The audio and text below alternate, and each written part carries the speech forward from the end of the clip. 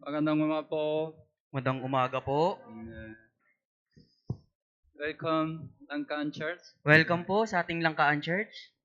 Today, we have a joint fellowship. Ngayong araw po, mayroon tayong joint fellowship. Okay, before we start, let's pray together. Kaya bago tayo magsimula, tayong lahat po ay manalangin. Dear most friend, gracious Father, Mahal naming Ama na mahabagin at mapagpala, thank you for saving us from sin and eternal destruction. salamat po sa pagliligtas sa amin mula sa kasalanan at wala hanggang pagkawasak. Thank you for guiding us to abide in church until now. Salamat po sa papatnubay sa amin na manatili sa church magpahanggang ngayon. By the grace of God, we got the salvation and also we still live our Christian life. At sa biyaya ng Diyos, kami po ay nagkaroon ng kaligtasan at nagpapatuloy sa aming pamumuhay Kristiyano. Even though we have a lot of questions in our Christian life, our Lord is always with us and guide us. Kahit na meron po kaming maraming kahirapan sa aming buhay Kristiyano, ang aming Panginoon ay palaging kasama namin at gumagabay sa amin. So let us commit all our concern to the Lord. Kaya nawa ipagkatiwala namin ang lahat naming alalahanin sa Panginoon. Let us more rely on our Lord. At nawa higit kaming magtiwala sa Panginoon. And this time, by the grace of God, we can learn the Word of God. At sa oras na ito, sa biyaya ng Diyos, ay mapag-aaralan namin ang salita ng Diyos. Please teach and guide us through the Word of God. Pakiusap, turuan at patnubayan niyo po kami sa salita ng Diyos. Let us understand your will through the Word of God. Nawa maunawaan po namin ang iyong kalooban sa pamagitan ng salita ng Diyos. Let us have more power and wisdom through the Word of God. Magkaroon nawa kami ng higit na kapangyarihan at ng karunungan sa salita ng Diyos. Please allow all your grace to all attendants. Pakiusap, ipahintulot mo po ang lahat ng iyong biyaya sa lahat ng mga dumalo. This time from start to the end, we only rely on your mercy and gracious. Sa oras na ito, magmula sa simula hanggang matapos, nagtitiwala lamang kami sa iyong habag at biyaya. We pray in Jesus' name. Idinadalangin po namin ito sa pangalan ni Jesus. Amen. Amen. Okay, let's open to the Bible, 2 Timothy chapter 3. Buksan po natin sa ating mga Biblia, ikalawang Timoteo chapter 3. 2 Timothy chapter 3. Ikalawang Timoteo chapter 3.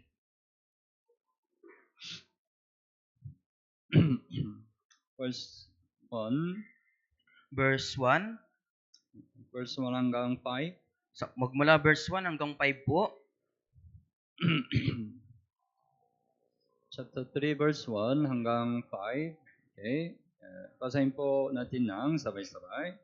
Ngunit unawain mo ito na sa mga huling araw ay darating ang mga panahon ng kapigatian, sapagkat ang mga tao ay magiging maibigin sa kanilang sarili, maibigin sa salapi, mayayabang, mga mapagmalaki, mapanlait, suwail sa mga magulang, mga walang utang na loob, walang kabanalan, walang katutubong pag-ibig, mga walang habag, mga mapatirang puri, mga walang pagpipigil sa sarili, mapabangis, mga hindi maibigin sa mabuti, mga taksil, matitigas ang ulo, mga palalo, mga maibigin sa kalayawan sa halip na mga maibigin sa Diyos, na may anyo ng kabanalan, ngunit tinatanggihan ang kapangyarihan nito. Lumayo ka rin naman sa mga ito. Yeah, we are learning 2 Timothy. Tayo po'y nag-aaral ng ikalawang Timoteo. 2 Timothy chapter 3 says about the sin of the rest days. Sinasabi po ng ikalawang Timoteo chapter 3, yung mga kasalanan sa mga huling araw. Our time, right? We are living at the end of our age. Sa ating panahon po, di ba, nabubuhay po tayo sa katapusan ng panahon. That's why this sin will be prepared in our time. Kaya ang mga kasalanang ito ay magiging hayagan po sa ating panahon. Even though these sins are prepared, we need to be separate from this sin. Kahit nang mga kasalanang ito ay laganap sa panahon natin, kailangan po nating maging malaya mula sa mga ito. Okay? So, last week we think about the sin. proud, At nung right? nakaraang linggo, pinag-aralan po natin yung kasalanang mapagmalaki. So it was not enough. That's why today let's continue think about proud. Dahil hindi po sapat nung nakaraan, kaya ngayon pagpapatuloy po natin yung pag-aralan yung mapagmalaki. Because proud is a very critical thing in our Christian life. We need to be very careful. Dahil yung pagmalaki po, pagmamataas ay napakamapanganib sa ating buhay Kristiyano, kaya kailangan nating maging maingat. That's why we have to always check ourselves whether we are proud or not. Kaya kailangan nating palaging suriin yung ating mga sarili kung tayo ba'y mapagmalaki o hindi. So we learn, right? We can have a spiritual pride. Kaya natutunan natin, maaaring magkaroon tayo ng spiritual na pagmamalaki. We can think we don't have any problem. Maaaring isipin natin na wala tayong problema. We can think we are righteous. Maaaring isipin natin na tayo'y matuwid. We can think we already stand in the faith. Maaaring isipin natin tayo'y nakatayo na sa pananampalataya. It's proud, right? Ito po yung pagmamalaki, pagmamataas. We need to check ourselves. Kailangan nating suriin yung ating sarili. And also the proud, he rely on himself more than God. At yung mapagmalaki, higit siyang nagtitiwala sa kanyang sarili, higit kaysa Diyos. He rely on something more than God. Nagtitiwala siya sa isang bagay kaysa Diyos. It's a proud. Ito yung pagmamalaki. And the proud want to become number one. At yung mapagmalaki, gusto niya pong maging numero uno. It's a proud. Ito po yung pagmamalaki. And the proud insister, he's always insist his own opinion. At yung mapagmalaki, palagi niya pong ipinipilit yung kanyang sariling pananaw. And that's why he ignore opinion of others. Kaya kanyang tinatanggihan yung pananaw ng ibang tao. And the proud doesn't want to listen to other person's advice. At yung mapagmalaki, ayaw niya pong tanggapin po yung payo ng iba. He's not yet ready to receive advice of others. At hindi pa siya handang tumanggap ng payo mula sa iba. The proud consider himself better than the other. At inuturing na mapagmalaki na siya higit na mas magaling kaysa sa iba. That's why the proud can easily judge the other. Kaya yung mapagmalaki, madali niyang hahatulan ang iba. That's why we learn, right? If we judge somebody now, it testify we are already proud. Kaya nagpapatunay po ito na kapag tayo humahatol sa iba, tayo po'y mapagmataas. And the knowledge of the Bible without practice can make us proud. At yung kaalaman sa Biblia na walang pagsasanay, gagawin tayo nitong mapagmataas. As much as we have the knowledge of the Bible, we have to practice it. Hanggat sa mayroon tayong kaalaman sa Biblia, kailangan po natin itong sanayin. Then we cannot be proud. Kung gayon, hindi po tayo magiging mapagmataas. And the last, right, we learn the proud does not keep his right position. At sa huli, pinag-aralan po natin na yung mapagmataas, hindi niya pinapanatili yung kanyang tamang posisyon. We have to keep our right position. Kailangan nating panatilihin ang ating tamang posisyon. So I mentioned, right, Saul, first king of Israel, Saul. Nabanggit ko po, si Haring Saul po na unang hari ng Israel. He didn't keep his right position, right? Hindi niya po naingatan yung kanyang tamang posisyon.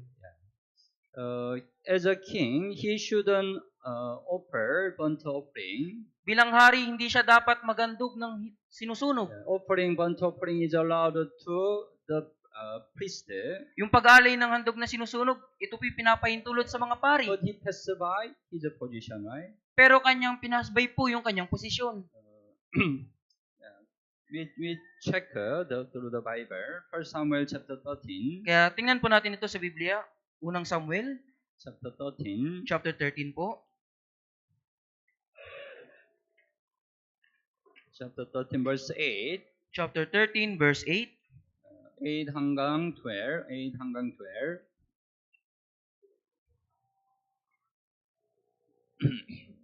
Chapter 1 Samuel chapter 13, 8 hanggang 12. Okay, basahin po natin ng sabay-sabay.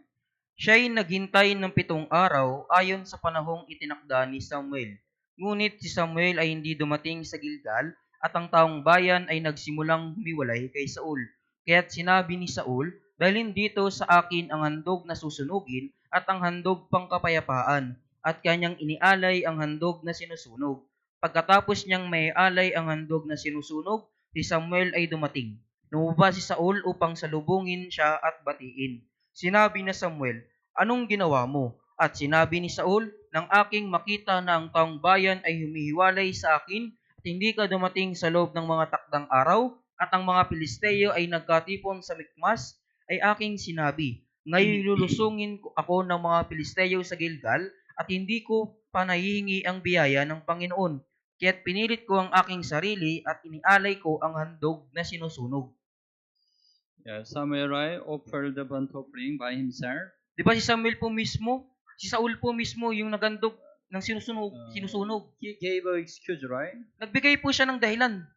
You didn't come to determine the time. Hindi ka dumating sa takdang araw. And Philistine comes to us. At yung mga Pilisteo ay papunta sa That's why akin. I cannot help offering burnt offering. Kaya wala akong magawa kundi ihalay ko yung handog na sinusunog. Yeah. But Samuel said, verse 11, Samuel said, what have you done? Pero sinabi ni Samuel sa verse 11, anong ginawa mo? Verse 13, chapter 13, verse 13 also, basahin po natin ng sabay-sabay. Sinabi ni Samuel kay Saul, kahangalan ang ginagawa mo, hindi mo tinupad ang utos ng Panginoon mong Diyos na inuutos niya sa iyo. Ngay itinatag sana ng Panginoon ang iyong kaharian sa Israel magpakailanman. Samuel said, right, you have done foolishly. Kaya sinabi ni Samuel, kahangalan ang ginagawa mo. And you have not kept the commandment of the Lord. Hindi mo tinupad ang utos ng Panginoon mong Diyos. It is because of the pride of Saul. Dahil po ito sa pagmamataas ni Saul. He didn't keep his right position. Hindi niya po iningatan yung kanyang tamang posisyon. But David was different. Pero iba po si David. We need to compare David and Saul. Kailangan nating ikumpara si David at Saul. David made the United Kingdom of Israel. Pinagkaisa po ni David yung dakilang kaharian ng Israel. And he could conquer many countries. At nagawa niyang masakop yung maraming mga bansa. At the time, he had the heart to build the temple. At sa panahon iyon, nagkaroon siya ng puso na mag-itayo yung templo. But God didn't allow he build the temple. Pero hindi pinaintulot ng Diyos sa kanya na magtayo ng templo. David really wanted to build the temple. At si David ay talagang nagnanais na itayo ang templo. But God didn't allow. Pero hindi ito pinaintulot ng Diyos. Your son Solomon will build the temple. Ang anak mong si Solomon yung magtatayo ng templo. But if David was proud, maybe he insisted. He tried to build the temple. Pero kung mapagmataas si David, marahil ipipilit niya po na siya yung magtatayo ng But templo. when God didn't allow it, he immediately obeyed. Pero nung hindi ito pinaintulot ng Diyos, agad siya po siyang sumunod. Because he was humble. Dahil siya po ay mapagkumbaba. David knew what his position. At nalalaman ni David yung kanyang posisyon. His position, he just make the Israel, the United Kingdom of Israel. Yung kanyang posisyon, gagawin niya lang po na pagkaisahin yung dakilang kaharian ng Israel. Building the temple was not his work. Dahil yung pagtatayo ng templo ay hindi kanyang gawain. He knew his position, right? Nalalaman niya po yung kanyang posisyon. Tama po ba? Yeah. 2 Samuel chapter 7. Ikalawang Samuel po, chapter 7. Verse 18. Sa verse 18. 2 Samuel chapter 7, 18. Okay. Basahin po natin ng sabay-sabay. Nang magkagayoy, pumasok si Haring David at umupo sa harap ng Panginoon at kanyang sinabi, sino ako, O Panginoong Diyos, at ano ang aking sambayan na ako'y iyong dinala sa ganito kalayo? David said, right, who am I? Sinabi na David, sino ako? What is my house? Ano ang aking sambayan? Our house is just a small, miserable house. Yung aming sambayan ay maliit, miserableng I am sambahayan. just a shepherd. Ako'y isa lamang So how pastol. can I become the king of Israel? Pero paano ako magiging hari ng Israel? He always keep his what was his position. Palagi niya pong iniingatan kung ano yung kanyang posisyon.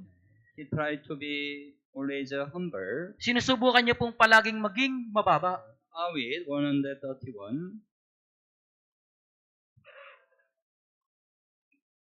Awit 131 verse 1.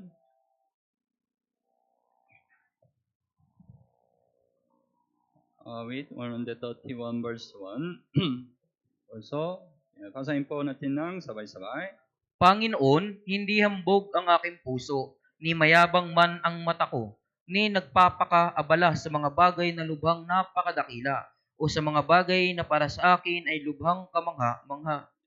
He said, right? Lord, my heart is not haughty, nor my eyes are lofty. Sinabi niya po, Panginoon, hindi hambog ang aking puso, ni mayabang ang mata ko. Neither do I concern myself with the great matters, nor with the things that too profound for me. Ni nagpapakaabala sa mga bagay na lubhang napakadakila o sa mga bagay na para sa akin ay lubhang kamangha-mangha. He tried to his best to keep his position. Sinusubukan niya po yung kanyang makakayang ingatan yung kanyang posisyon. That's why he could be humble. Kaya siya po ay naging mapagkumbaba. And Saul wanted to get the glory for himself. At Saul po, nais niya po na siya po mismo yung makakuha ng kaluwalhatian. It's also a result of the proud. Ito rin po yung resulta ng pagmamataas. 1 Samuel 15. Unang Samuel chapter 15. 1 Samuel 15. 15 verse 12. 15 po, verse 12.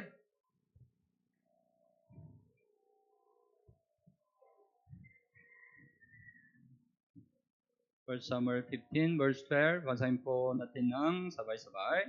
Kinaumagahan, si Samuel ay bumangong maaga upang makipagkita kay Saul at sinabi niya kay Samuel, si Saul ay pumunta sa Carmel at doon ay nagtayo siya para sa kanyang sarili ng isang bantayog at pagbalik niya ay lumusong siya sa Gilgal. Saul, right, he set up monument for himself, right? Si Saul po, nagtayo po siya para sa kanyang sarili ng isang bantayog. He wanted to make his name, right? Nais niya pong gumawa ng kanyang sariling pangalan. He wanted to be high, right? Gusto niya pong maging tumaas. He wanted to get glory for himself. Gusto niyang makakuha ng kalutian para sa kanyang sarili. It's proud, right? Ito po yung pagmamataas. It's the same, right?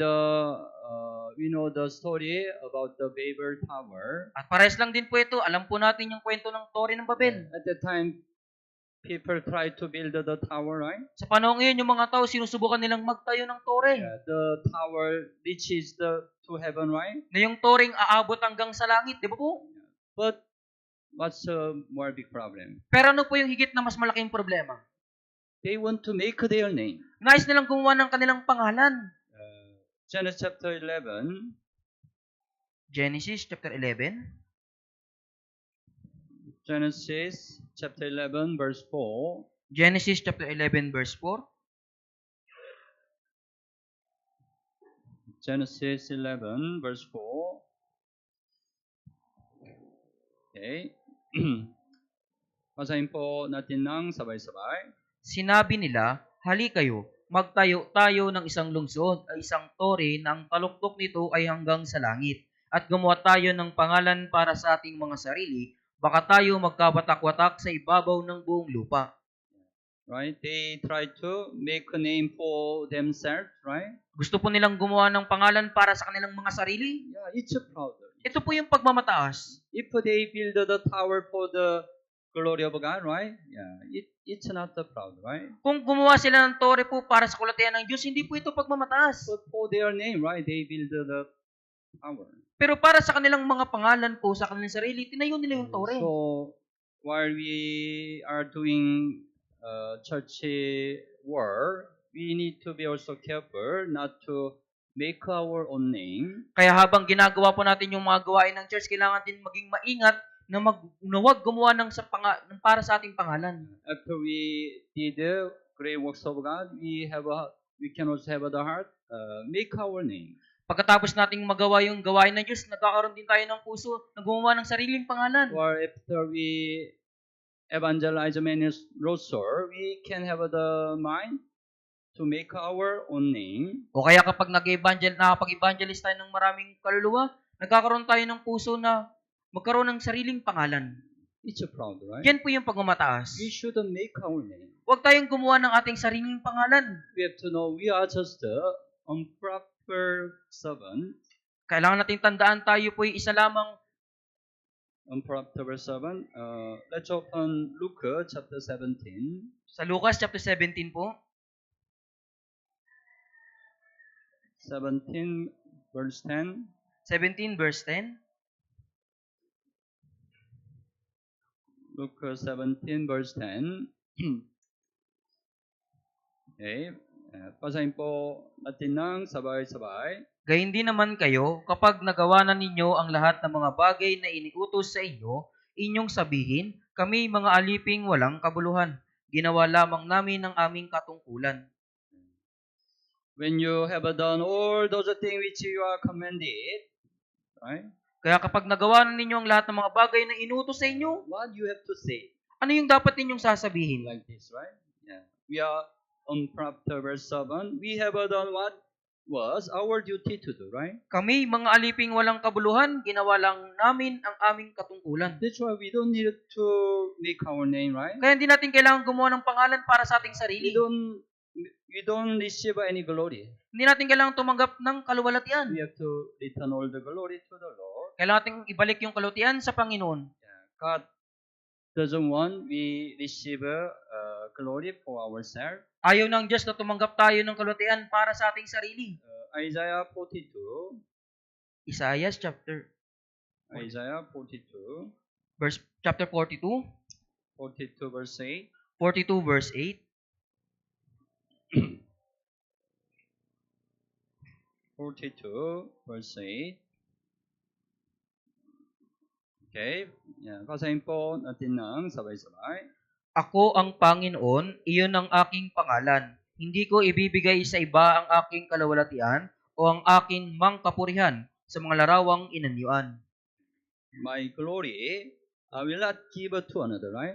Hindi ko ibibigay sa iba ang aking kaluwalhatian. God want to receive His glory for Himself, right? Nais tanggapin ng Diyos yung kanyang kalutian para sa kanyang sarili. That's why if we want to receive a glory for ourselves, yeah, God will not allow it, right? Kaya kung nais nating tumanggap para sa ating sarili ng kalutian, hindi po ito, ayaw po ito ng Diyos. After we did the God's work, if we try to receive a glory for ourselves, God will not use us anymore. Kaya kung pagkatapos nating magawa yung gawain ng Diyos, tapos gusto nating makuha yung kalutian para sa ating mga sarili, sa susunod po, hindi na tayo gagamitin pa ng Diyos. The life of Saul was the life he want to receive a glory for himself until the end. Kaya po yung buhay ni Saul po, gusto niya pong kumuha ng kalutian para sa kanyang sarili hanggang sa katapusan. That's why his life became so miserable life. Kaya yung kanyang buhay po ay naging talagang napaka-miserable. It happened, right? David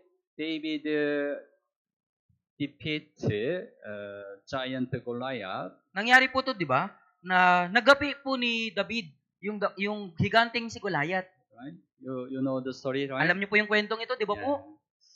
Then many people praised David. Pagkatapos maraming tao po yung pumuri kay David.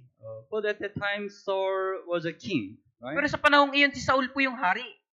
That's why when many people praised David, he felt, oh, David received more glory than me. Kaya nung pinuri ng maraming tao si David, naramdaman niya, mas pinuri nila si David kaysa sa akin. That's why at the time he envied David. Kaya sa oras na yun, nainggit siya kay David.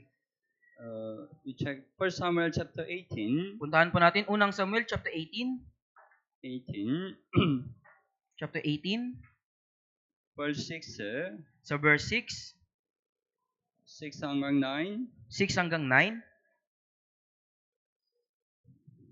1 Samuel 18, 6 hanggang 9. Also, basahin po natin ng sabay-sabay. Sa kanilang pag-uwi, nang bumalik si David mula sa pagpatay sa Pilisteo, ang mga babae ay lumabas mula sa lahat ng mga lungsod sa Israel na nag-aawitan at sumagsasayawan. May mga pandirita, may mga awit ng kagalakan, at mga panugtog ng musika upang salubungin si Haring Saul. At nag-aawitan sa isa't isa ang mga babae habang sila ay nagsasaya na sinasabi, pinatay ni Saul ang kanyang libo-libo at ni David ang kanyang laksa-laksa. Nagalit na galit si Saul at ang kasabihang ito ay kinayamot niya at kanyang sinabi, kanilang iniukol kay David ang laksa-laksa at ang kanilang iniukol sa akin ay libo-libo. Ano pa ang mapapasa kanya kundi ang kaharian? Mula sa araw na iyon ay minatyagan ni Saul si David. Verse 7 rise. The woman said, Saul has slain his 1,000 and David has his 10,000. Sinabi po ng verse 7, yung mga babae po, pinatay ni Saul ang kanyang libo-libo at ni David ang kanyang laksa-laksa. What do you mean? Ano po yung ibig sabihin? Oh, David is much better than Saul. O si David, higit na mas magaling kaysa kay Saul. Yeah. If Saul wanted to return glory to God, he doesn't need to envy David, right? Kung nais ni Saul po na ibalik ang kalwatian sa Diyos, hindi niya po kailangang mainggit kay David. Yeah, David defeated the enemy of God, right? Nagapi ni David yung kaaway ng Diyos. Tama po ba? If Saul really seek God's glory, he had to praise David, right? Kung talagang hinahanap ni Saul yung kalwatian para sa Diyos, kailangan niya din purihin si David. Oh, you really did well. Talagang magaling yung ginawa You mo. defeated Goliath. Nagapi mo si You Goliath. defeated Philistine. Nagapi mo yung Pilisteo. You are really good. Ikaw ay napakagaling. You are better than me, Ikaw right? ay higit na mas magaling kaysa akin. But he want to receive glory for himself. Pero nais niya pong tumanggap ng kalwatian para sa kanyang sarili. Rather than praise David, he envied David. Sa halip na purihin si David, nainggit siya kay David.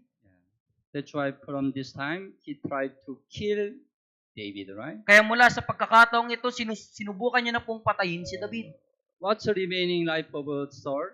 Ano po ba yung natitirang buhay ni Saul? His remaining whole life, he spent the whole life just to kill the David, right? Yung kanyang natitirang buhay po, ginugol niya po para patayin si David. As a king of Israel, what's this? What's this? Para bilang hari ng Israel, paano po ito? How miserable life, right? Gaano ka miserabling buhay? He became really miserable life. Talagang siya ay naging miserabling buhay. Yeah, in church, right? If some brothers and sisters do well, we have to praise them, right? Kaya kung sa church po, kung maganda yung ginagawa ng isang kapatid, purihin po natin. Yeah, it's for the glory of God, right? Para yan sa kalwatian ng Diyos, di ba Because po? they do God's work. Dahil ginagawa nila yung gawain ng They Diyos, evangelize many lost souls. nag-evangelize sila ng maraming kaluluwa. God can receive glory, right? Kaya ang Diyos yung tatanggap ng That's why kalawaltian. we have to praise them. Kaya kailangan natin silang purihin. We shouldn't have any envy. At dapat na hindi tayo magkaroon ng inggit. But David aside, he also heard many women praised him. Pero sa panig naman ni David, narinig din niya na maraming babae yung pupuri sa kanya. In his side, it can be temptation. Sa kanyang panig, maaaring tukso ito. Because when somebody praises you can be proud. Dahil kapag mayroong pumuri sa iyo, maaaring magmataas ka. At that time, you have to be more careful. At sa oras na yung kailangan mong higit na maging maingat. That's why David, right? He can have the heart. Kasi David, nagkaroon siya ng ganitong puso. Tama. I'm better than Saul. Na tama, mas magaling ako kay Saul. Nobody dare fight with Goliath. Walang sino man yung nakatalo kay Goliath. But I fought with the Goliath. Pero nilabanan ko si Goliath. I killed him, right? Napatay ko siya, di ba? He's a giant. I killed him. Siya isang higante, pero napatay I ko siya. defeated many Philistines. Nagapi ko yung maraming Pilisteo. Tama. It's a very dangerous situation, right? Kung ganun po, isang mapanganib na sitwasyon po iyon. But David could overcome this temptation. Pero napagtagumpayan po ni David yung ganitong sitwasyon. Tukso. He kept his heart. Naingatan niya po yung kanyang He puso. didn't become proud. At hindi po siya naging mapagmataas. Chapter 18, verse 14. Chapter 18, verse 14 po. Chapter 18, verse 14. Okay, basahin po natin ng sabay-sabay. Nagtagumpay si David sa lahat ng kanyang mga gawain sapagkat ang Panginoon ay kasama niya. David behaved wisely in all his ways. Nagtagumpay si David sa lahat ng kanyang mga gawain. He kept his heart. Iningatan niya po yung kanyang puso. He didn't become proud, right? Hindi po siya naging mapagmataas. That's why God, the Lord was with him. Kaya ang Panginoon ay kasama niya. Of course, when some brothers and sisters do wear something, we need to praise them. Siyempre po, kapag ang isang kapatid, maganda yung kanyang ginagawa, kailangan natin silang purihin. But the one who receive a praise need to be more careful. Pero yung taong tatanggap ng papuri, kailangan higit na mas maging maingat. Because at that time, you can be tempted. Dahil sa sandaling yun, maaari kang matukso. You can be proud. Maaring ikaw ay magtaas. So if somebody praise you, you try your best to be more humble. Kaya kapag mayroong isang taong pumuri sa iyo, subukan mong higit na maging mababa. Because at that moment, Satan can walk. Dahil sa sandaling iyon, maaaring kumilos si Satanas. Okay? If so, how can he overcome the proud? Kung gayon, paano po natin madadaig ang pagmamataas? We have to know the power is not in us. Kailangan nating malaman na yung kapangyarihan ay hindi sa atin. Power comes from the Lord. Ang kapangyarihan po ay nagmumula sa Panginoon. David, right? He thought he could overcome Goliath by God's power, not by his own power. At Right? si David po sa kanyang kaisipan, magagawa niyang madaig si Goliath sa magitan ng kapangyarihan ng Diyos at hindi ng kanyang kapangyarihan. Actually, he cannot overcome Goliath by his own power. Right? Sa katunayan, hindi niya po magagapi si Goliath sa magitan ng kanyang lakas. Goliath, who is Goliath? Sino ba si Goliath? His height reaches 3 meters. Yung kanyang taas po umaabot ng 3 metro. Maybe from here, maybe hanggang ceiling. Marahil mula sa lapag hanggang sa kisame. Height reaches the ceiling. Kaya aabot po yung kanyang taas hanggang sa kisame. Let's suppose you try to fight with a giant here. Pagpalagay nating labanan mo po yung higante. Can you fight? Magagawa mo bang siyang labanan? Huh? You want to run away, right? Diba tatakbo ka na po? So fearful, right? Dahil kakalakilabot po. But David fought. Pero nilabanan po siya ni Killed David. Goliath, right? At pinatay si Goliath. How is it possible? Paano po yun nangyari? It was possible by God's power, right? Naging posible ito dahil sa kapangyarihan ng Not by Diyos. his own power. Hindi sa magitan ng kanyang sariling David lakas. really believed. Dahil talagang nanampalataya si David. 1 Samuel chapter 17. Unang Samuel chapter 17.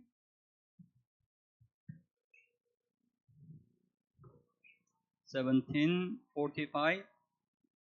17 verse 45. 45 hanggang 47. 45 hanggang 47. 45 hanggang 47. So, basahin po natin ng sabay-sabay. Pagkatapos ay sinabi ni David sa Filisteo, "Lumalapit ka sa akin na may tabak, may maliit at malaking sibat. Ngunit ako'y lumalapit sa iyo sa pangalan ng Panginoon ng mga hukbo, ang Diyos ng mga hukbo ng Israel na iyong hinahamon. Sa araw na ito ay ibibigay ka ng Panginoon sa aking kamay, at ibubuwal kita at pupugutin ko ang ulo mo. Ibibigay ko ang mga bangkay ng hukbo ng mga Filisteo sa mga ibon sa impapawid at sa mabangis na hayop sa lupa sa araw na ito, upang malaman ng buong lupa na may Diyos sa Israel, at upang malaman ng buong kapulungang ito na hindi nagliligtas ang Panginoon sa pamagitan ng tabak o ng sibat. Ang labanang ito ay sa Panginoon at ibibigay niya kayo sa aming kamay." When David fight with Goliath, he said like this. Kaya nung nilabanin David si Goliath, ganito po yung kanyang sinabi. Verse 45, you come to me with a sword, with a spear, and with a javelin. Lumalapit ka sa akin na may tabak, may maliit at malaking sibat. At that time, the sword and spear of Goliath also very big. Sa panahong iyon, yung espada, yung tabak ni Goliath ay napakalaki din po. But at that time, what was the arm over David? Sa pagkakataong iyon, ano po ba yung gamit ni David? He just bring stick. One Ang stick. dala niya lang po ay isang kahoy And some more five stones, some more five at stones. 5 maliit na bato. Yeah. It's impossible, right? He can Imposible po yun, di ba? overcome Goliath. Na matalo niya si But he Goliath. had one faith. Pero meron siyang isang pananampalataya. I come to you in the name of the Lord of hosts, the God of the army of Israel. Ako'y lumalapit sa iyo sa pangalan ng Panginoon ng hukbo, ang Diyos ng mga hukbo ng Israel na iyong hinahamon. I can fight with you in the name of the Lord. Malalabanan kita sa pangalan ng Panginoon. And I have the faith 46, this day the Lord will deliver you into my hand. At may pananampalataya ako na sa araw na ito, ibibigay ka ng Panginoon sa aking kamay. And 47, he also have the faith for the battle is the Lord. At sa verse 47, may pananampalataya siya, ang labanang ito ay sa Panginoon. Battle belongs to the Lord. Ang labanan po ay sa Panginoon. He had this faith, right? Meron siyang ganitong pananampalataya, tama po ba? That's why he could overcome the Goliath. Kaya nagawa niya pong magapi si Goliath. And also after he overcame Goliath, he didn't receive any glory for himself, right? At pagkatapos niya pong magapi si Goliath, hindi po siya tumanggap para sa kanyang sarili ng kaluwalhatian. Because he thought he could overcome Goliath through God's power, right? Dahil sa kanyang isip po, nagawa niyang magapi si Goliath sa tulong ng kapangyarihan ng Diyos. We are saying, right? Ganon din po sa We atin. can do God's work by God's power. Magagawa natin yung gawain ng Diyos sa kapangyarihan ng Diyos. It's not my own power. Hindi ito sa magitan That's ng why we kapangyarihan don't need ko. to receive any glory. Kaya hindi natin kailangan tumanggap ng anumang kaluwalhatian. We don't need to raise up ourselves, right? Hindi natin kailangang itaas yung ating sarili. We have to know we are just earthen vessel. Kailangan nating malaman na tayo isa lamang pong sisidlan. 2 Corinthians chapter 4, Ikalawang Korinto, chapter 4. chapter 4, verse 7. Chapter 4, verse 7. Chapter 4, 7. 2 Corinthians chapter 4, verse 7. Basahin po natin ng sabay-sabay. Ngunit taglay namin ang kayamanang ito sa mga sisidlang lupa upang ipakita na ang nag-uumapaw na kapangyarihan ay mula sa Diyos at hindi mula sa amin. Yeah. We have this treasure in earthen vessel. Taglay namin ang kayamanang ito sa mga sisidlang lupa. Earthen vessel means our body. Yung sisidlang lupa, ito po yung ating katawan. We have a treasure. Meron po tayong kayamanan. Treasure is Jesus Christ. Ang kayamanang ito ay si Yesu Kristo. This treasure is our salvation, right? Ang kayamanang ito ay yung kaligtasan. But our body is like earthen vessel. Pero yung katawan po natin tulad lamang ng sisidlang lupa. What's earthen vessel? Ano po ba yung sisidlang lupa? It means very weak. Ibig sabihin, napakahina. Right? It's a very just a miserable thing, right? Isang miserabling bagay. Tama po ba? The excellence of the power may be of God and not of us. Nang humapaw na kapangyarihan ng Diyos ay mula sa Diyos at hindi mula sa amin. Yeah. If we have a power, it came from God, right? Kung meron tayong kapangyarihan, ito po ay mula sa Diyos. It's not our own power. Hindi po yan ating kapangyarihan. And we are like jawbone of a donkey. At tayo po ay tulad po ng panga ng asno. Judges chapter 15. Hukom chapter 15. Judges 15. Hukom chapter 15.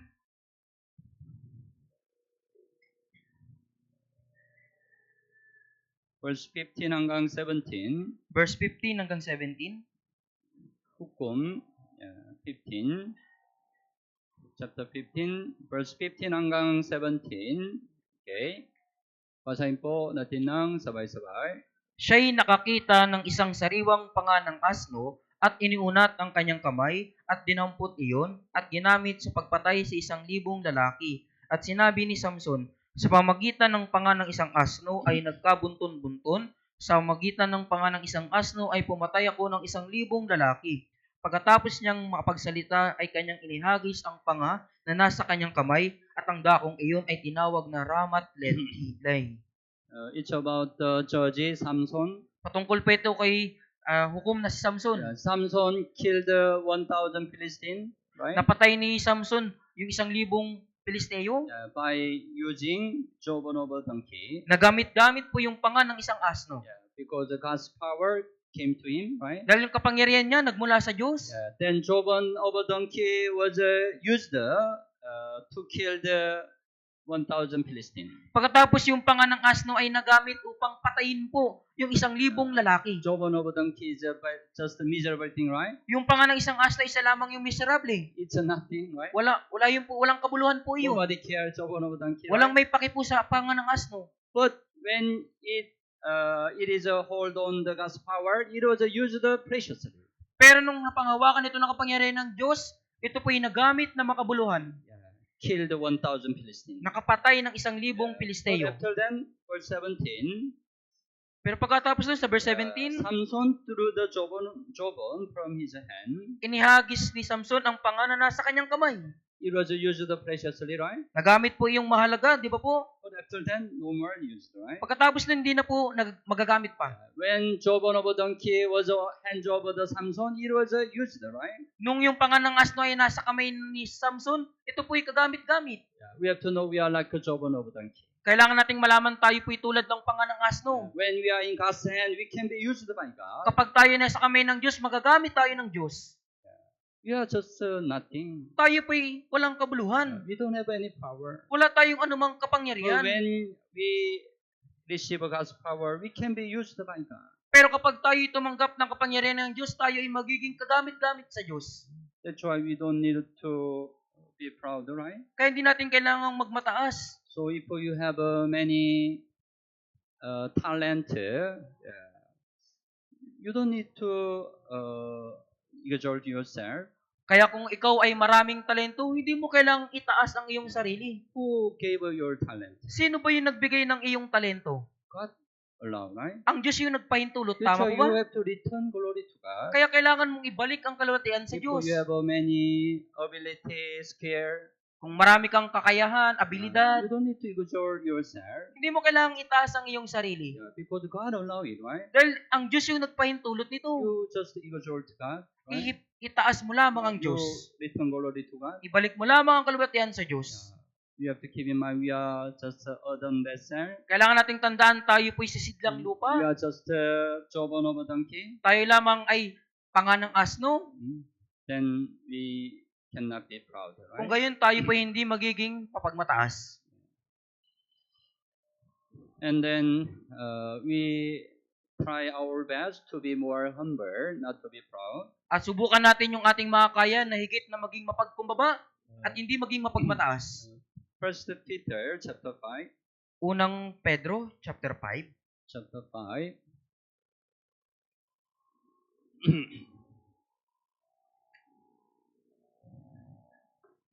Verse 5 and 6. Verse 5 hanggang 6. First Peter chapter 5, verse 5 and 6. Okay. Basahin po natin ng sabay-sabay. Gayon din naman, kayong mga kabataan, pasakop kayo sa matatanda, at kayong lahat ay magsuot ng kapakumbabaan sa inyong pakikitungo sa isa't isa, sapagkat ang Diyos ay sumasalungat sa mga palalo, ngunit nagbibigay ng biyaya sa mga mapagkumbaba.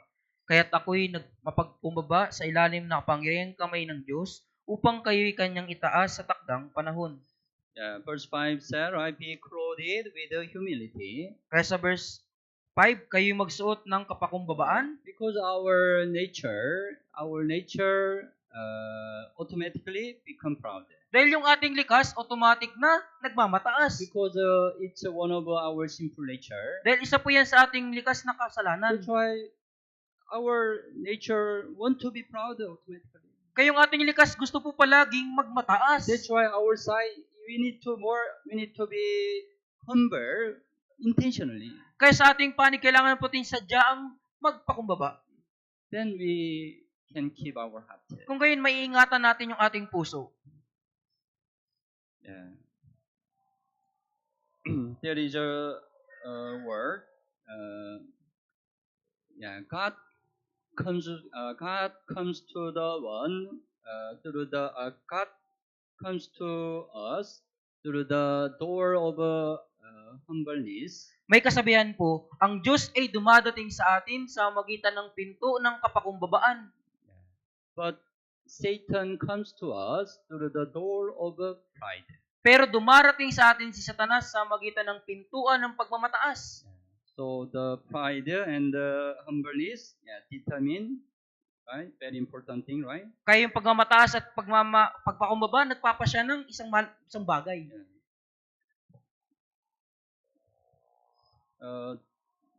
There is the Korean word.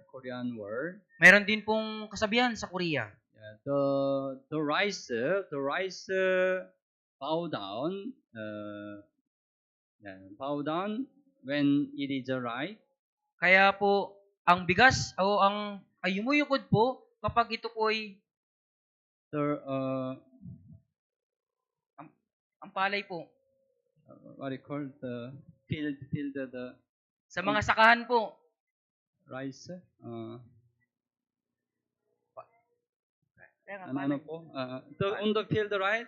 Meron rice field, right? Kaya sa mga sakahan po, merong sa mga palayan. Rice field, the sprout and it grows, right? Gradually. Kaya umuusbong po ito at unti-unting and it has a many grain, right? At magkakaroon po ito ng maraming mga trigo.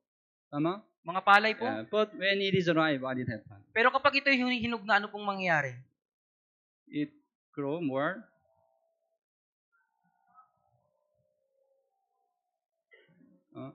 At ito po ay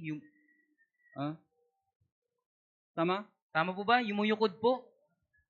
Cavite walang rice field. Sa Cavite wala po bang sakahan? Palayan? You look at rice field. Tingnan niyo po sa mga palayan. When it is ripe, it gradually bow down. Kapag ito po hinog na, unti-unting yumuyukod. Naintindihan? Naintindihan po ba? Yeah. It means as our faith grow more and more, we need to be more humble. Ibig sabihin, habang lumalago po yung unti-unting lumalago yung pananampalataya natin, kailangan nating maging mapagkumbaba. Yeah. What is a growing faith? Ano po yung paglago ng pananampalataya? Growing faith means we become more humble. Ibig sabihin ng paglago ng pananampalataya, kailangan nating higit na maging mapagkumbaba. That's why, the Apostle Paul. Kaya alam niyo po, si Apostol Pablo, as his faith also grow more and more, he become more humble. Habang lumalago yung kanyang pananampalataya, siya ay higit na nagiging mapagkumbaba. At first he said, 1 Corinthians chapter 15. Una sinabi niya po, unang Korinto chapter 15. 15 verse 9. 15 verse 9. 1 Corinthians 15 verse 9. Unang Korinto chapter 15 verse 9. Okay, pasahin po natin ng sabay-sabay. Sapagkat ako ang pinakahamak sa mga apostol at hindi karapat-dapat na tawaging apostol sapagkat inusig ko ang iglesia ng Diyos. Yeah, he said, I'm the least of the apostles. Sinabi niya, ako ang pinakahamak sa mga apostol. It's a humble, right? Ito'y po'y pagpapakumbaba, di ba po? Even though he did many ministry, he consider himself, I'm the least of the apostles. Kahit na marami yung kanyang nagawang paglilingkod, itinuring niya yung kanyang sariling pinakahamak sa mga apostol. But when his faith grow, he become more humble. Pero nung lumago yung kanyang pananampalataya, higit siya naging mapagpakumbaba. Efeso chapter 3. Efeso kapitulo 3.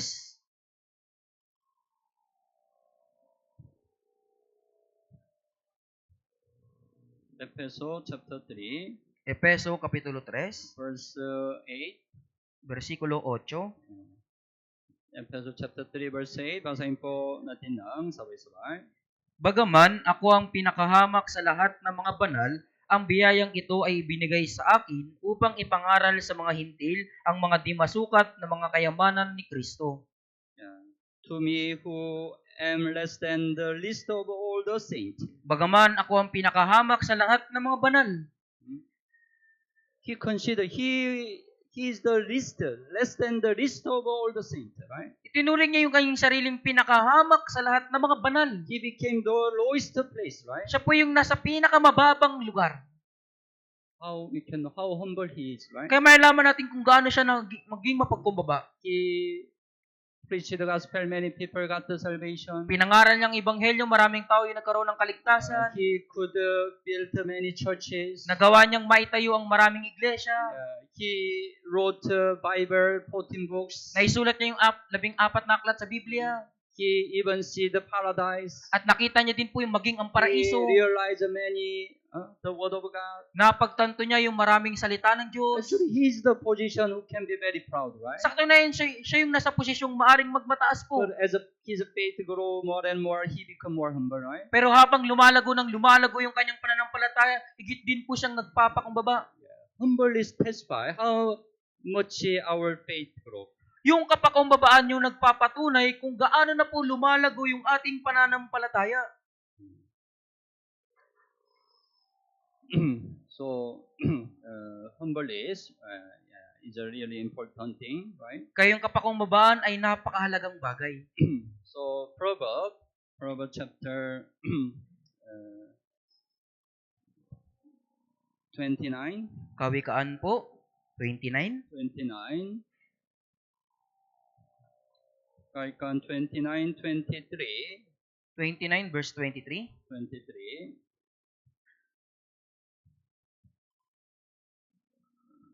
Okay. Basahin po natin ng sabay-sabay. Ang kapalaluan ng tao ang sa kanya'y magpapababa, ngunit magtatamo ng karangalan ang may mapagpakumbabang diwa.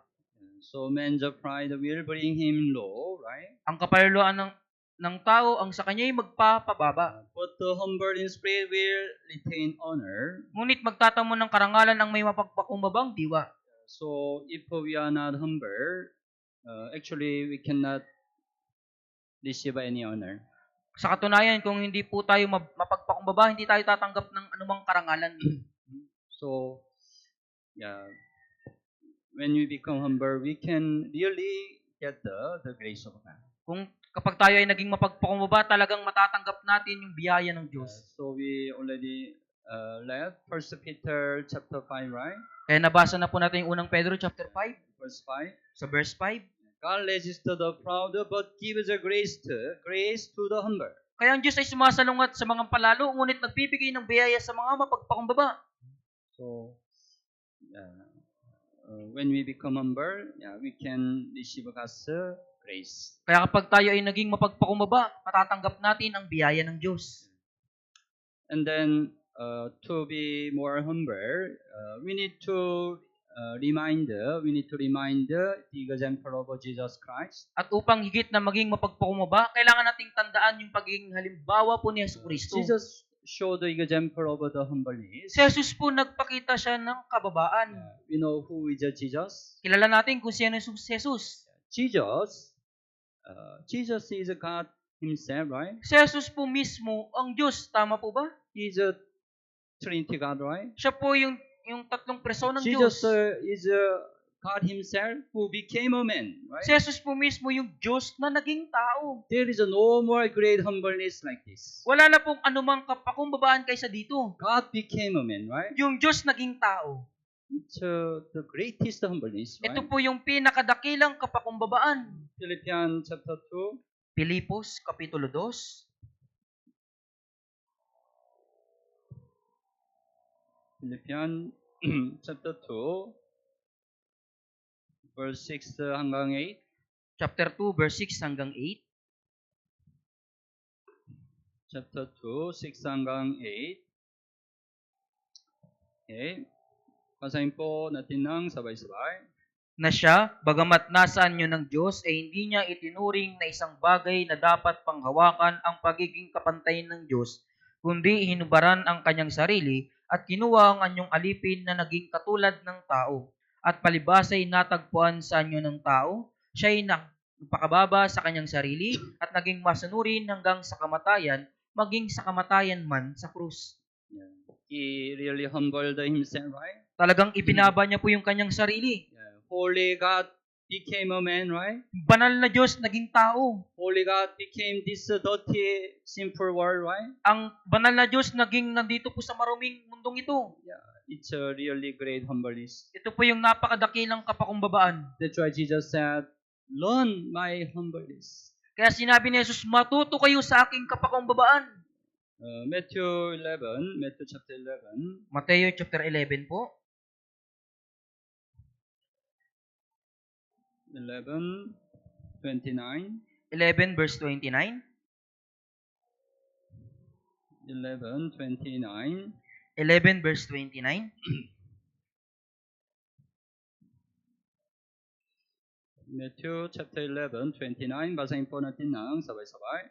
Pasanin ninyo ang aking pamatok at matuto kayo sa akin, sapagkat ako'y maamo at may mapagpakumbabang puso at makakatagpo kayo ng kapahingahan para sa inyong mga kaluluwa. He said, I'm gentle and lowly in heart. Sinabi niya po, ako'y maamo at may mapagpakumbabang puso.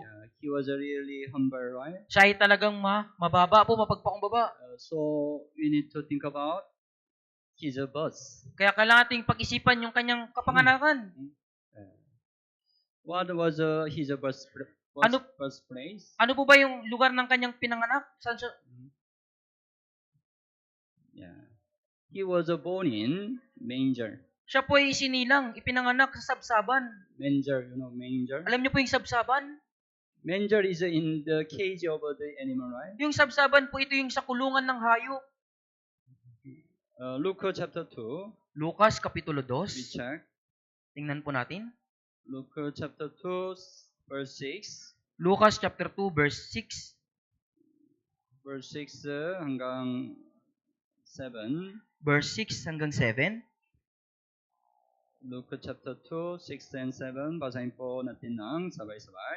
Samantalang sila'y naroroon, dumating ang panahon ng kanyang pagpanganak at kanyang isnilang ang kanyang panganay na anak na lalaki. Binalot niya ito sa mga lampin at inihiga sa isang sabsaban sapagkat walang lugar para sa kanila sa bahay panuluyan. When he was born, right, laid him in a manger. Kaya nung siya po'y isinilang, inihiga siya sa isang sabsaban. Because no room for them in the inn. Dahil walang lugar para sa kanila sa bahay panuluyan. Meron tao born in manger? Meron po bang taong isinilang sa sabsaban? Wala, right? Wala po, di ba? Nobody are born in manger, in the cage, right? Walang sino man po yung isnilang sa sabsaban o kulungan ng hayop. So why the Holy God born in the manger? Pero bakit ang banal na Diyos ipinanganak doon sa sabsaban? It's a really lowest place, right? Yan po yung pinakamababang lugar. He shows humbleness. Nagpakita po siya ng kapakumbabaan. We need to remind his humbleness. Kailangan nating tandaan yung kanyang kapakumbabaan. And when Jesus entered Jerusalem, what he ride? At nung pumasok si Jesus sa Jerusalem, ano po yung kanyang sinakyan? He was the King of Kings, right? Siya po'y hari ng mga hari, di ba? As a King of King, he had to ride a very big, beautiful horse. Bilang hari ng mga hari, kailangan niyang sumakay sa napakagandang kabayo. But why he ride? Pero ano yung kanyang sinakyan? John chapter 12. Juan kapitulo 12. John chapter 12. Juan kapitulo 12. Verse 15. Versikulo 15.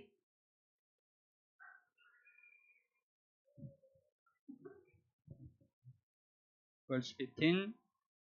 Okay, basahin po natin ng sabay-sabay. Sapagkat, Chapter 12, verse 15. chapter 12, verse 15 po, 3, 2, 1. Huwag kang matakot, anak na babae ng Zion. Tingnan mo, ang iyong hari ay dumarating na nakasakay sa isang asno. Yeah. Jesus rides on donkey's court. Si Jesus po, sumakay siya sa batang asno. Compare with the horse, donkey is a very small animal, right? Kumpara sa ibang hayop po, ang asno po ay napakaliit. Even not other donkey, but the baby donkey, right? Hindi po katulad ng ibang asno, kundi isang anak ng asno. How small it is, right? Gaano kaliit po ito?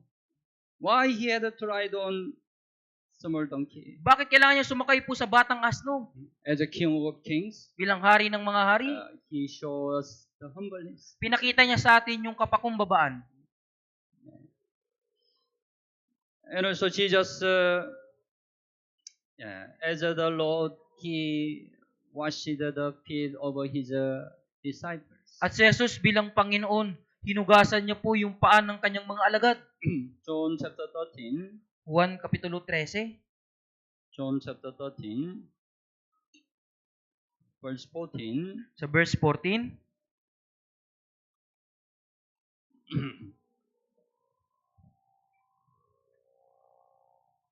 John chapter 13, verse 14. Okay, basahin po natin ng sabay-sabay. Kung ako nga na Panginoon at Guro ay nagugas ng iyong mga paa, kayo man ay dapat ding maggugas ng mga paa ng isa't isa. Your Lord and teacher have washed your feet. Ako na Panginoon at Guro ay nagugas ng inyong mga paa. This time, who are the one who washed the feet of the master? Alam niyo po sa panahong ito, sino po ba yung nagugas ng paa ng Panginoon? Yeah, servant did, right? Yung mga alipin yung gumagawa. Yeah.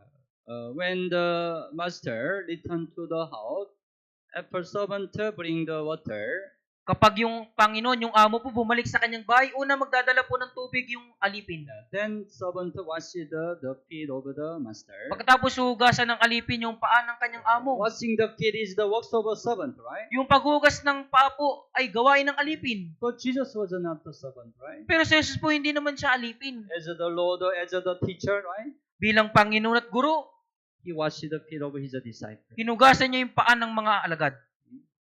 He showed the example. Nagpakita siya ng halimbawa. You also ought to wash one another's feet. Kayo man din ay dapat ding maghugas ng mga paa ng isa't isa. If we are not humble, we cannot wash others' feet, right? Kung di tayo mapagpakumbaba, hindi natin magagawang hugasan yung paa ng isa't isa. Usually, in our body, our feet is the dirtiest part, right? Kadalasan po sa ating katawan, yung pinakamaruming bahagi, yung paa. Because we go around the outside and we touch the many dirty thing our feet, right? Dahil tayo po lumalabas, naglalakad-lakad sa kahit saan, marumi po yung bating paa. Maybe you don't want to wash other person's feet, right? At marahil ayaw nyo pong hugasan yung paa ng iba. Huh? Tama po, di ba? Ayaw? Yeah. But, if you are humble, Pero kung kayo po yung mapagkumbaba, you can do. magagawa nyo po. If you consider you are servant, you can do. Kung ituturing mong ikaw ay alipin, magagawa mo po ito. We also need to be servant. Kailangan din nating maging alipin. Galatians chapter 5. Galatia, chapter 5. Galatians chapter 5, verse 13. Chapter 5, verse 13.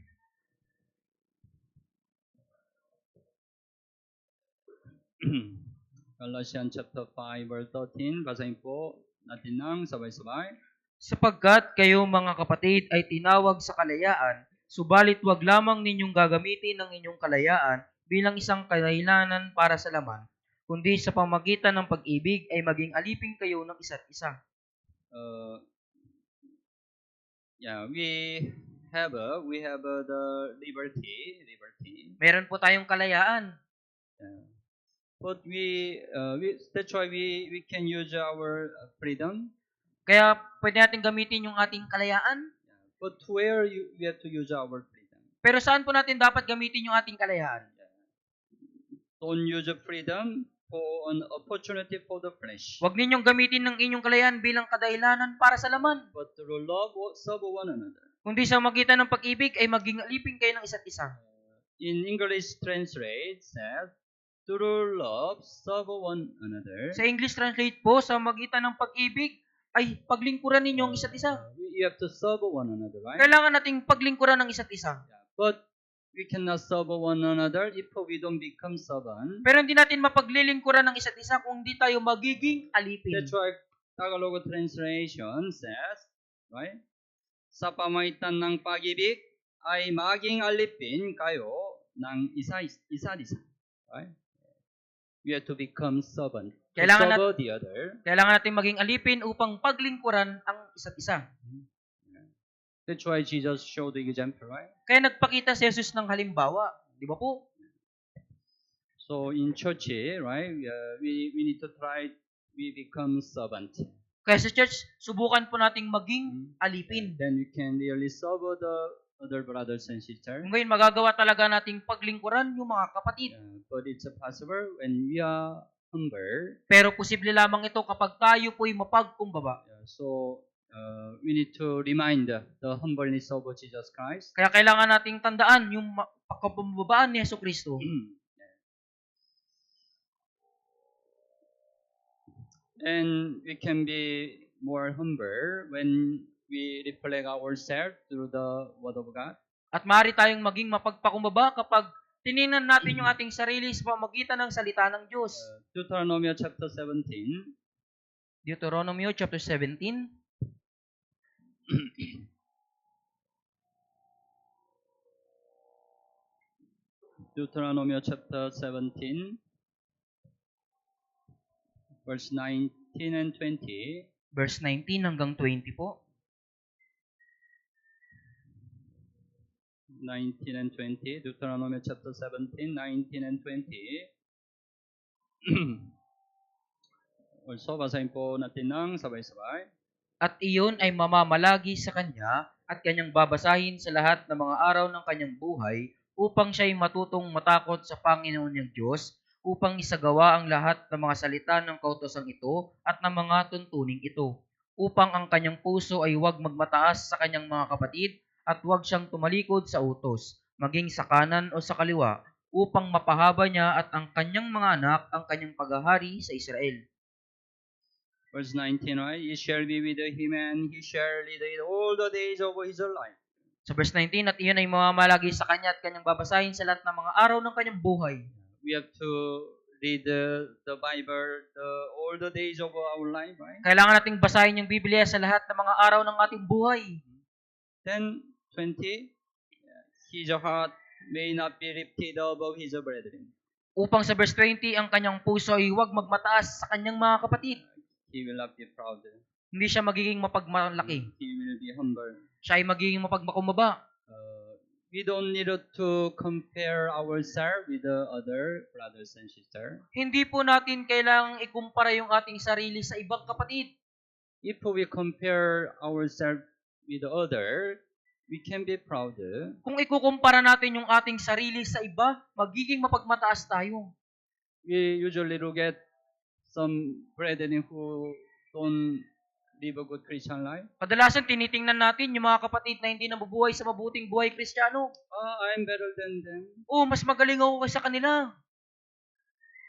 Don't compare yourself with others. Huwag mong ikumpara yung sarili mo sa iba. We just reflect ourselves before the Word of God. Kailangan lamang nating tingnan yung ating sarili sa harapan ng salita ng Diyos. Am I right before the Word of God? Ako ba'y We need to check ourselves. kailangan natin suriin yung ating sarili.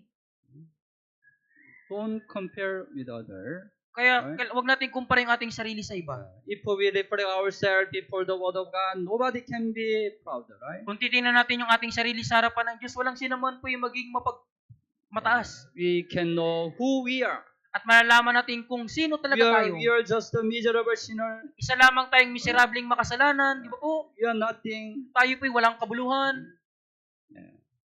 We can be humble, right? Kaya maaari tayong mapagpakumbaba. So, whenever we listen to the Word of God, we need to reflect ourselves through the Word of God. Kaya sa tuwing nakikinig tayo ng salita ng Diyos, kailangan nating tingnan yung ating sarili sa salita ng Diyos. Don't think other brothers and sisters. Huwag niyong isipin yung ibang mga kapatid. Sometimes, right, we have the heart. Minsan, nagkakaroon tayo ng ganitong puso po.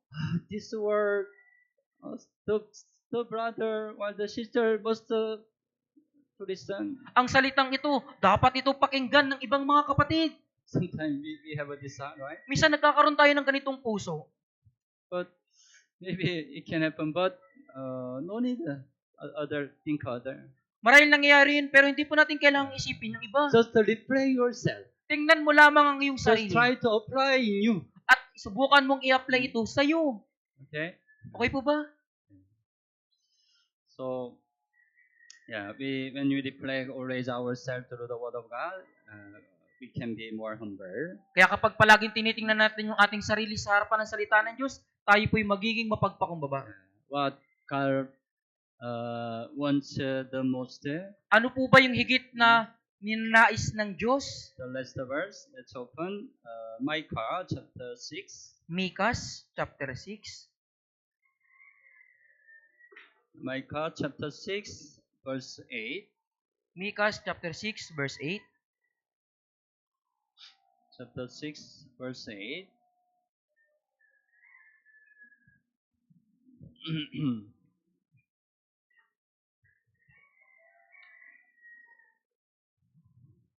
Okay, basahin po natin ng sabay-sabay. Ipinakita niya sa iyo, o tao, kung ano ang mabuti at ano ang itinatakda ng Panginoon sa iyo, kundi ang gumawa na may katarungan at umibig sa kaawaan at lumakad na may kapakumbabaan na kasama ng iyong Diyos. What is good? What does the Lord require of you? Ano ang mabuti? Ano ang tinatakda ng Panginoon sa iyo?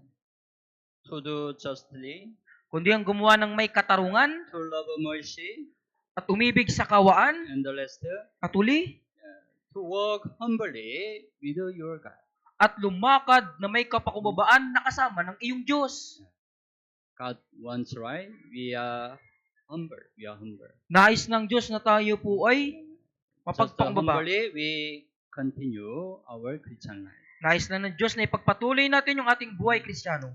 So, humble person will abide in church until the end. Kaya ang mapagpakumbabang tao mananatili po sa church hanggang sa katapusan. So maybe the proud, that is to abide in church until the end. Pero marahil yung mapagmataas, hindi po siya mananatili sa church hanggang katapusan. Because God wants the humble, Dahil ang nais not the proud. Dahil ang nais ng Diyos yung mapagpakumbaba, hindi ang mapagmataas. So we learn about the proud. Kaya natutunan po natin yung patungkol sa pagmamalaki. So every time we check ourselves. Kaya po palagian, suriin natin yung ating sarili. So we shouldn't be proud. Dapat na hindi tayo maging mapagmataas. If we become humble, God's grace will come to us. At kapag tayo ay naging mapagpakumbaba, yung biyaya ng Diyos ay darating sa atin. Okay po? Let's pray together. Tayong lahat po ay manalangin. Dear merciful and gracious Father, Mahal naming Ama na mahabagin at mapagpala, thank you for saving us from sin and eternal destruction. salamat po sa pagliligtas sa amin mula sa kasalanan at wala hanggang pagkawasak. By the grace of God, we can still abide in church until now. Sa biyaya ng Diyos, kami pa rin po ay nagpapatuloy na manatili sa church magpahanggang ngayon. Please hold us on until our Lord comes again to abide in church. Pakiusap, hawakan niyo po kaming matatag na manatili sa Panginoon sa church hanggang sa muling pagdating ng Panginoon. Let us more humble before our Lord. Nawa higit kaming maging mapagpumbaba sa harapan ng Panginoon. Especially last week, we conducted cell group 4 Bible seminar. Higit sa lahat, sa nakaraang linggo, kami po ay nagsagawa ng Cell Group 4 Bible Seminar. By the grace of God, this time God also allowed the newly saved. Sa biyaya ng Diyos, sa pagkakataong ito, pinahintulot ng Diyos yung mga bagong naligtas. God please help and guide them to abide in church. Pakiusap, tulungan niyo po at gabayan sila na manatili sa church. But if there are some people who are not sure salvation, please allow another chance to them to listen to the Bible seminar. Ngunit kung meron pa rin pong ilan sa kanila na hindi pa sigurado sa kaligtasan, pakiusap, bigyan niyo po ng pagkakataong makapakinig muli ng Bible Seminar. And please lead them to the true salvation. At pakiusap, patnubayan niyo po sila sa tunay na kaligtasan. We only rely on your mercy and gracious. At kami po ay nagtitiwala lamang sa iyong habag at biyaya. We pray in Jesus' name. Idinadalangin po namin ito sa pangalan ni Jesus. Amen. Amen.